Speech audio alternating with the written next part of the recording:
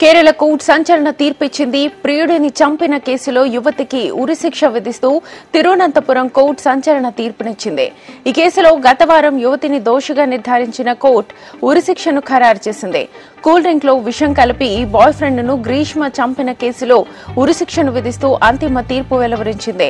అంతేకాదు ఈ హత్య కేసులో నిందితురాలికి సహకరించిన ఆమె అంకుల్ నిర్మలా నాయర్ కి కోర్టు 3 ఏళ్ల జైలు శిక్ష విధించింది. ఈ కేసులో తీర్పు నేపథ్యంలో 586 పేజీల తీర్పును కోర్టు వెలువరించింది.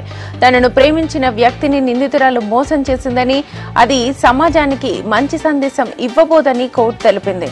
ఇది అరుదైన కేసని, అందువల్ల ఆమె వయస్సును పరిగణలోకి తీసుకోలేమని మరణశిక్ష విధించినట్లుగా తీర్పు సందర్భంగా నెయ్యటింకర అదనపు సెషన్స్ కోర్టు వెల్లడించింది. కేరళలో సంచలనం రేపిన బాయ్ ఫ్రెండ్ మర్డర్ కేసులో తిరువనంతపురం కోర్టు సంచలన తీర్పును వెలువరించింది. నిందితురాలు గ్రీష్మ తన బాయ్ ఫ్రెండ్ షారోన్ రాజ్ కు కూల్ డ్రింక్ లో విషం కలిపి ఇచ్చి హత్య చేసిన కేసులో నిందితులకు ఎట్టకేలకు శిక్ష ఖరారైంది. ప్రధాన నిందితురాలు గ్రీష్మకు మరణ శిక్షను విధిస్తూ నెయ్యటింకర అదనపు సెషన్స్ కోర్టు తీర్పునిచ్చింది. ఈ కేసులో 3వ నిందితుడు గ్రీష్మ మామ నిర్మలా నాయర్ కు కోర్టు 3 ఏళ్ల శిక్షను విధించింది. తుది వాదనలు విన్న కోర్టు వారిద్దరిని దోషులుగా నిర్ధారించింది. ఈ కేసులో 2వ నిందితురాలుగా ఉన్న గ్రీష్మ తల్లిని సాక్ష్యాధారాలు లేకపోవడంతో కోర్టు వదిలేసింది.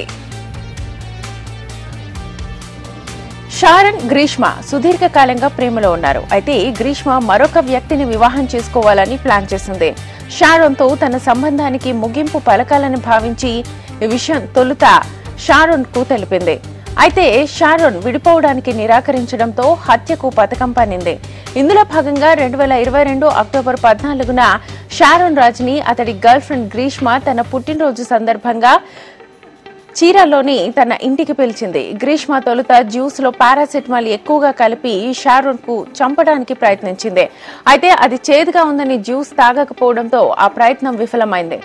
ఆ తర్వాత హెర్పిసైడ్ అనే హెర్బల్ మెడిసిన్ లో విషం కలిపి ప్రియుడు షారోన్ తో తాగించింది.